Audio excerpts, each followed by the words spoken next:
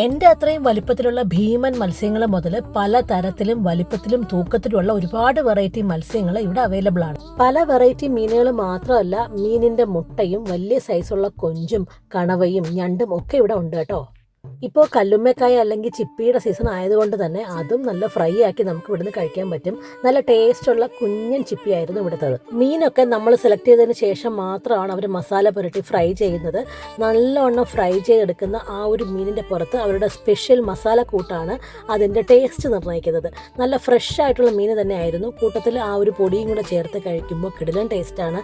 പിന്നെ അവരുടെ സോഫ്റ്റ് കുഞ്ഞൻ പൊറോട്ടയും ആ മീനും കൂടെ ഗംഭീര ടേസ്റ്റ് തന്നെയാണ്. കൂടെ കുടിക്കാനായിട്ട് ഗോലി സോഡയും മെറിൻ്റെ ഒക്കെ ഉണ്ടെങ്കിലും നമ്മൾ കഴിക്കേണ്ടത് അവിടുത്തെ പുതിനക്കട്ടനാണ്. ഒരു രക്ഷയില്ലാത്ത കിടിലൻ ടേസ്റ്റുള്ള പുതിനക്കട്ടനാണ്.